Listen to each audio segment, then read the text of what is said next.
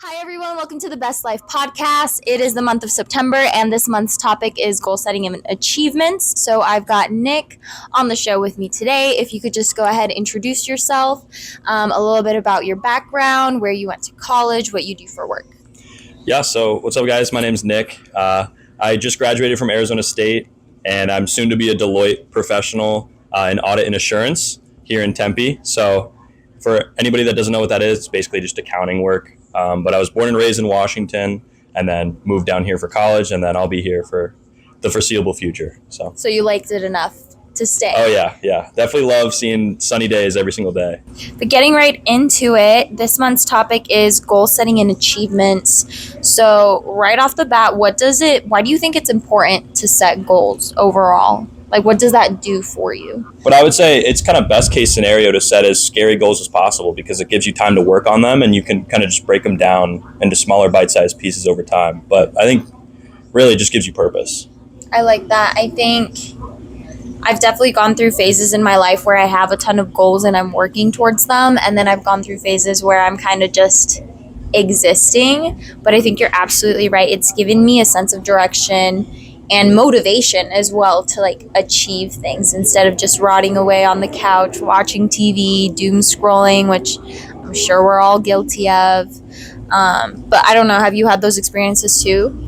Absolutely, yeah. I definitely, sometimes I'll need my days where I just scroll through TikTok for a couple hours and just kind of just de-stress, not use my brain for anything. And that's okay. Everybody needs that time, at least a little bit. But I think the majority of the time, just trying to work towards a common goal for yourself, or maybe even a few goals, or just having that sense of purpose overall, I think will just make you happier in general in life. It gives you a sense of accomplishment. Existing is great, and we all have a right to just exist and just sit there and do something for ourselves, even if it's doing nothing. But the sense of accomplishment, for example, my mom gave me this huge box of plums a couple weeks ago, and I could have just eaten the plums, but instead I decided to make plum syrup and fruit leather out of it. And the sense of accomplishment that I got out of doing something so small it's crazy, I think. No, I saw that. It looked cool. I think you're definitely the type that little goals like that with arts and crafts would definitely make you happy. I can see that for sure. Absolutely. But I guess what would you say is a good starting point for people who have never really set goals in their life or are trying to reset and restart?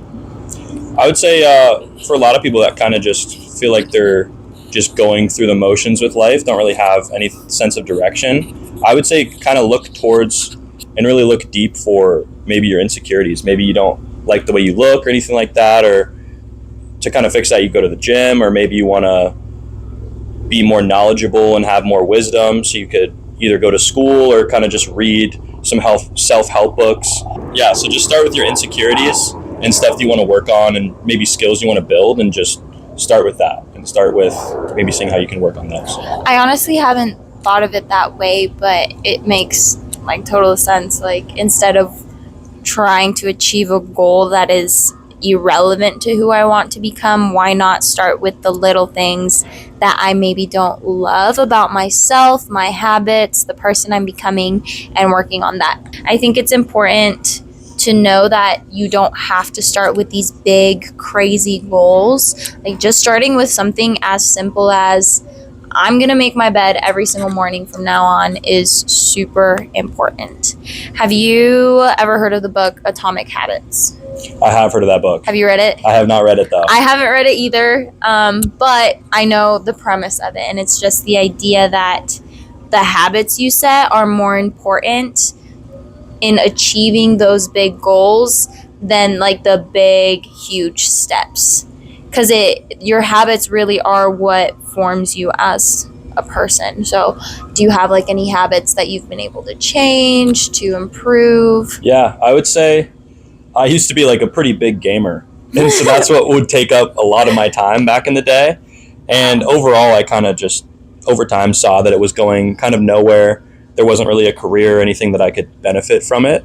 You didn't want to become a professional gamer? No, I wasn't good enough for that. I kind of realized that. I was a little too self-aware to know that, which is a good thing. I think I was able to replace that with other things that benefited my life and changed it and kind of flipped it to stuff and spend more time doing things that I could build new skills and just become like a more complete person in general. But did it happen overnight? Like, what kind of a gamer were you? Were like computer setup, like I was Xbox? putting in shifts at the computer. Yeah, on the computer. I was putting in shifts, like 8-hour shifts, especially during COVID. Like during lockdown, there's not really much you can do. But instead of doing fitness, it was probably one of the easiest times to focus on fitness and health because you have nothing to do. You're locked in all day. But you put in hours. I put in shifts instead of the gym. I put in on the game. But wow.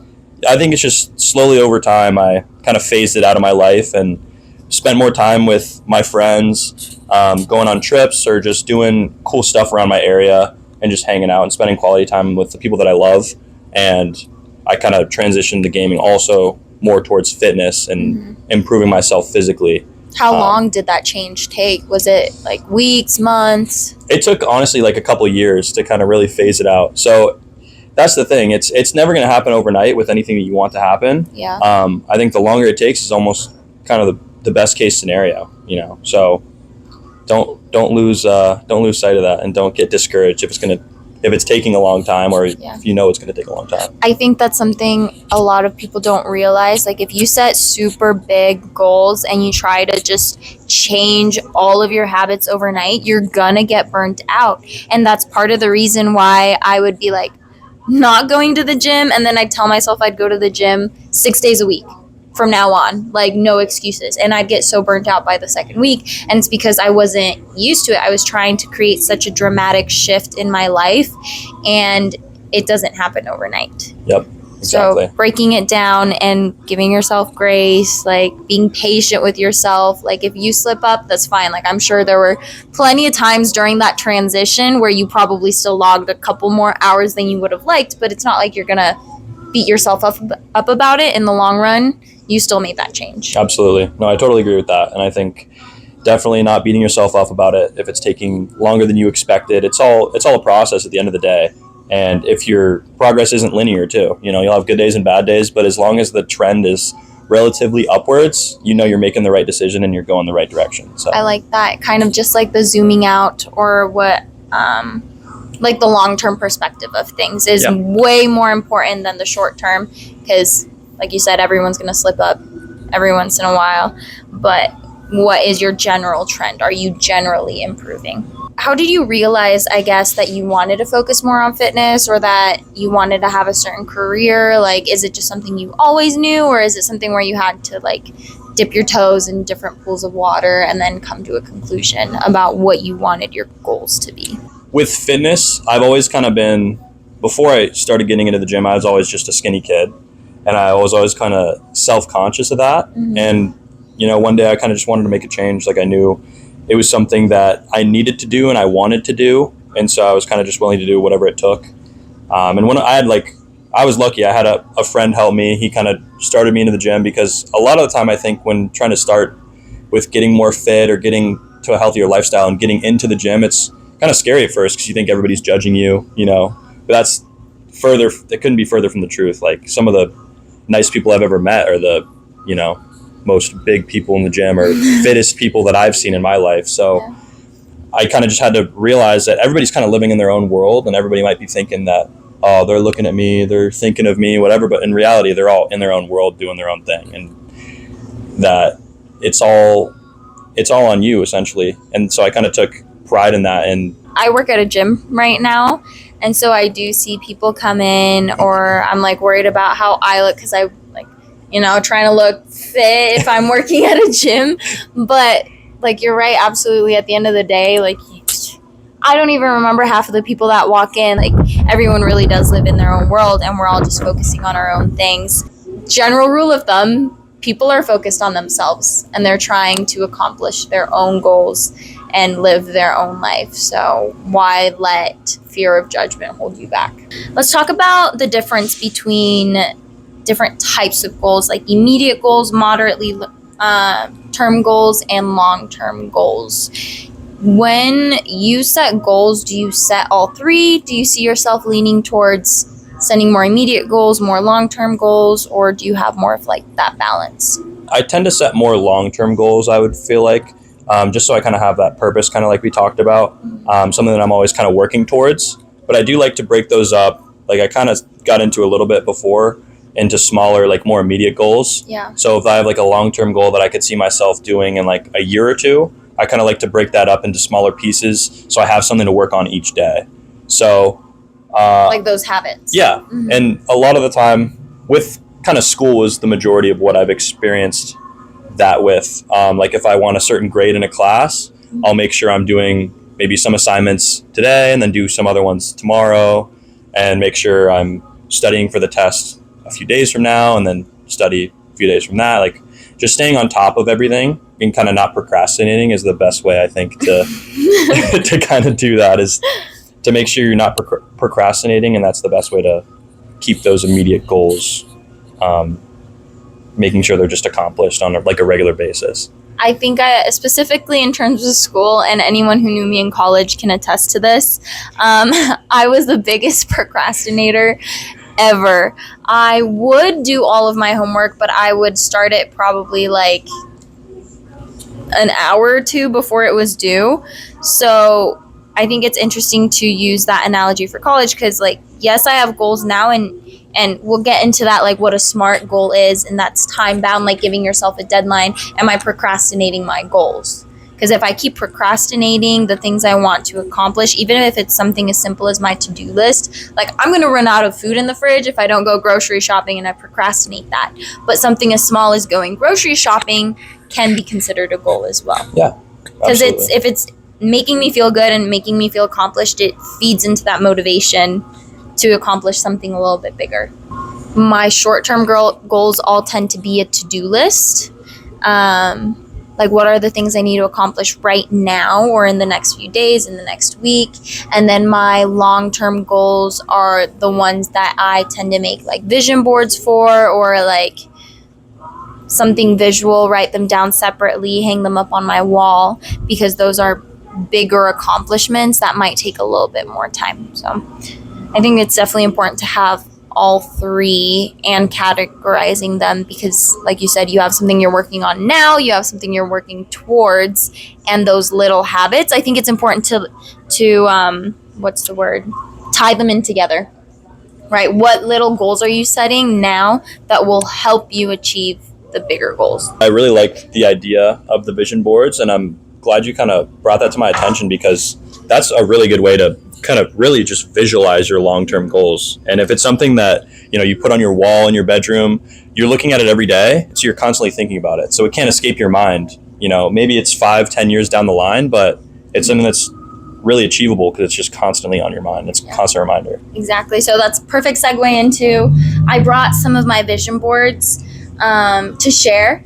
And I want to start with the moderate term goals that I've set. So way back during the time management podcast, if you remember us talking about the Eisenhower matrix, it kind of prioritizes what you need to do by what's necessary, what you like to do, what's urgent. And so this is very similar. With this, you have things that are necessary, not necessary, things you love to do, and things you hate to do. With this, I was able to write down more moderately term goals. For example, one of my goals was to finish a book. It's not something I can do overnight, but it's not something that should take me 6 months to do either. Let's see, what else? Learning a choreography. I'm a dancer. Again, moderately termed.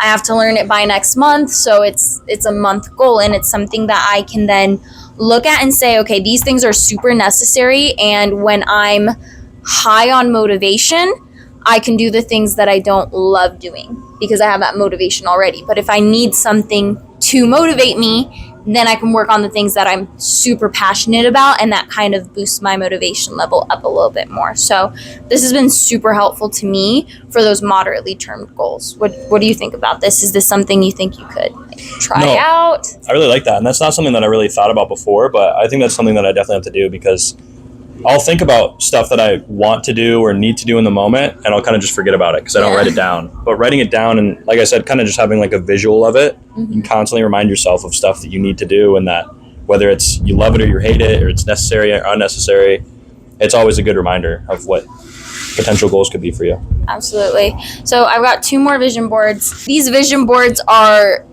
great for crafty people, but then there's 2 versions.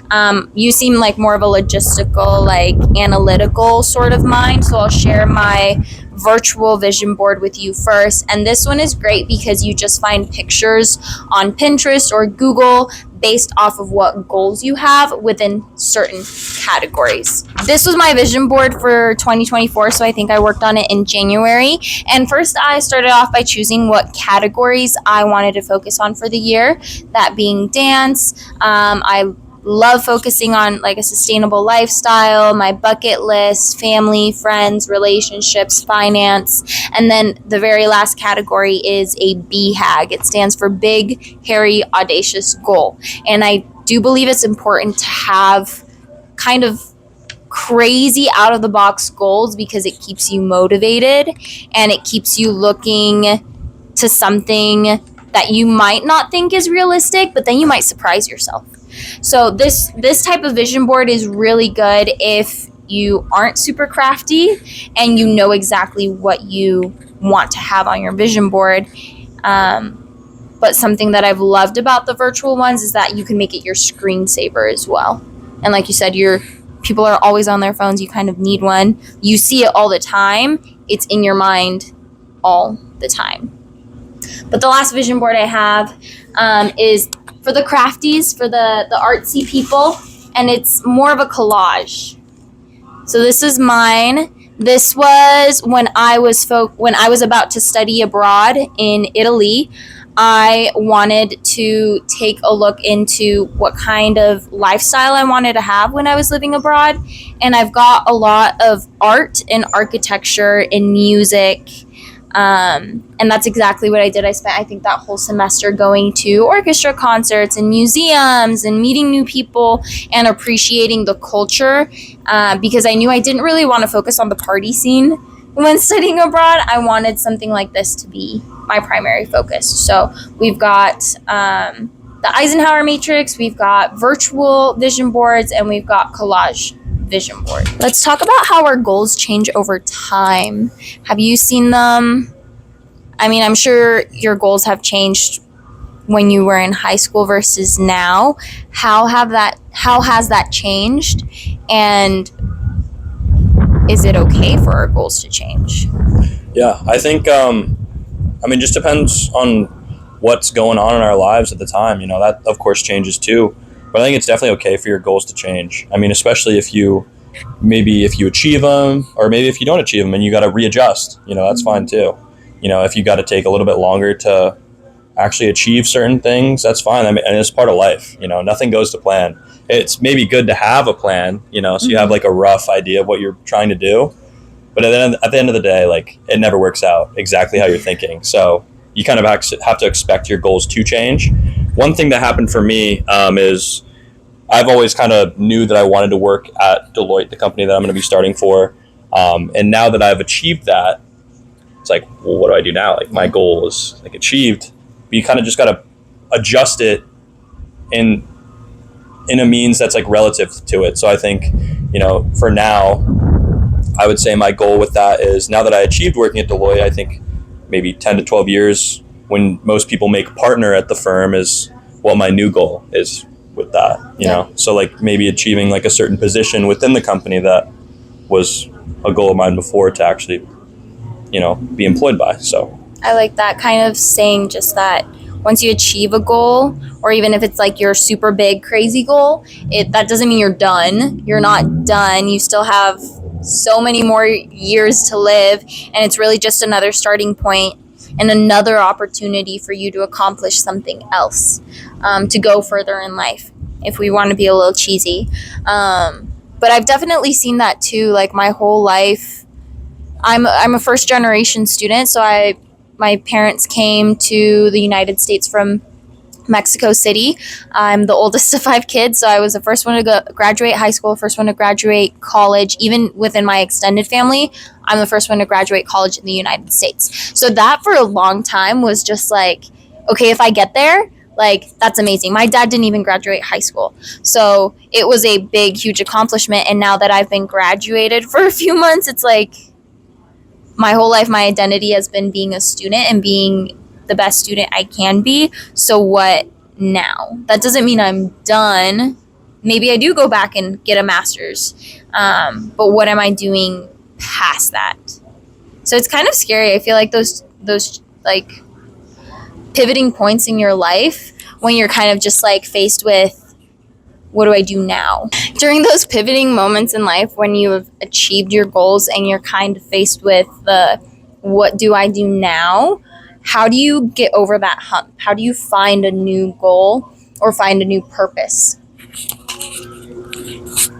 Well, I would say for me, I kind of just try to find something that's still relative to my old goal. So if it's fitness related, try to find something else fitness related that I can work on. Maybe if it's hitting a certain goal weight or hitting a certain weight on like a certain lift that I'm trying to do, or if it's career based, if I get the job that I want, maybe striving for a certain position in that field. Like you said before, both of our whole lives have pretty much just been school and being a student. And so it's weird kind of pivoting to being like an adult, and you're like adult mode. There's no school anymore. It's just career, and it's all up to you at that. And it can definitely seem scary, and it kind of is, but finding kind of just new things and maybe just trying new things in general, like finding stuff that you think would be fun or trying to find something that will give you purpose. Because I think everybody has something that they're really good at, and I think you got to just find it. If you haven't found it yet, there's something out there for you that you're gonna love and it's gonna give you purpose. I think with everything that's been developed and created in the last 10 years, there really is no excuse for someone to just be sitting at home doing nothing all day, because you're absolutely right. There is something out there for everyone. Like, even if you like watching TV, become one of those TV reviewers. Like there's something you could be doing with your time that is going to help you, A, provide a living for yourself, and B, feel some type of sense of accomplishment. But I like what you said about finding another goal that's relevant to what you already have. And I definitely want to talk about SMART goals. For those of you who have never heard about a SMART goal, it is a really great strategy for setting goals that will be achieved and that will give you that sense of accomplishment. Because too often, and I'm sure you and I have both been guilty of this, we set New Year's resolutions, New Year's goals, and then you never look at them again, or you do it for 2 weeks and then the rest of the year you're off doing something else. But SMART goals, the S stands for specific, M, measurable, A, achievable, R, relevant, and T, time-bound. So maybe if we could go through and explain a little bit of what each specific word means. So what does it mean to you to have a specific goal? I would say when something's specific in terms of a goal just means that it's clearly identifiable and there's no room for like interpretation on it. You kind of just can easily identify it, is what I would say. Really concise, really condensed. Like, this is it. No risk of being misunderstood. The next one is measurable, and this is really important. It's that quantitative versus qualitative aspect of a goal. For example, you were talking about your fitness. Like, you're not just going to say, oh, I want to hit a really heavy weight with my squats. Now you're going to set a specific goal that is measurable so you can say, yes, I achieved it, or no, I didn't. The next one is achievable. So achievable is kind of hard because sometimes you do want to set seemingly impossible goals, for your longer term goals. So those sometimes might not seem achievable in the moment for you, but I think we kind of limit ourselves in our own mind. But I think achievable really is, it kind of more applies to like within your relative like ability right now.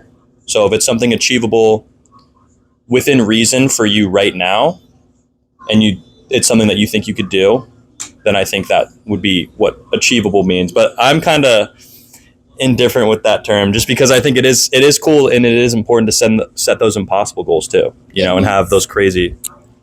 Maybe, I don't know. It needs to stretch you. Like, it needs to be achievable, not something that you can just wake up and do without trying, but it needs to stretch you towards that growth. So I agree completely. Like, it maybe not something super impossible, but something that's like, ooh, a little daunting, a little scary to push you outside that comfort zone.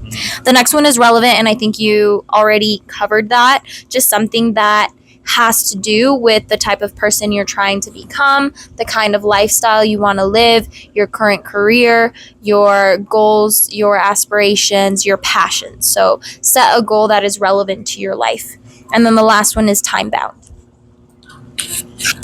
And so time bound can just be, setting a time frame for your goal. And again, it's okay if you don't meet it in that certain time frame. Like, life happens, stuff changes, but just a general time frame for when you want to achieve your goal. So do you have an accountability partner, or have you ever had one? So I've actually never had an accountability partner. I've kind of just used myself as just use myself to kind of keep myself accountable. But I think it's very beneficial to have an accountability partner. I feel like oftentimes it's usually like a significant other is what you can use as an accountability partner, and you kind of just hold each other accountable and, make sure you're staying on track to achieve your own goals and maybe even goals together. But I think that's a really important way to help you and your significant other contribute and actually achieve your goals on the time frame that you plan on doing it. I like that because I do firmly believe, well, first of all, your significant other should be one of your best friends, but just in general, your friends, the people you surround yourself with, are going to determine the kind of person you become. So are you all helping each other grow and progress and become a better person, or are you all just scratching your chin on the couch every single Friday night, like eating takeout and watching TV? So the people you surround yourself with is so important because they can become your accountability partners. But then you can also set goals together, which I love. I love sitting down with someone and reading a book, like an intellectual sort of book, because then it's not just me and my own thoughts, but I can bounce ideas off of whoever I'm reading with and analyze it and dive deeper into the book that we're reading. But we are going to finish off. Do you have any last words of advice, thoughts, or comments on goal setting and achievements? I would say don't be too hard on yourself if you're not making the right time, and just set your goals to the moon. Do something that you feel like is going to be impossible, or set your mind to that, because why not? Hopefully we have many more decades on this life, so set it for the moon. I like that. I think we do have so much time on Earth, and why wouldn't you make the most of it? I think my piece of advice would be, it's okay if your goals change. Same thing Nick said, don't be hard on yourself, give yourself grace. My goals change pretty frequently, but along with that, it's sit down just as frequently to set those goals, because until you write them down, they are just a thought, they are just a wish. It is not until you sit down, you write them, that they start becoming a little bit more tangible for you.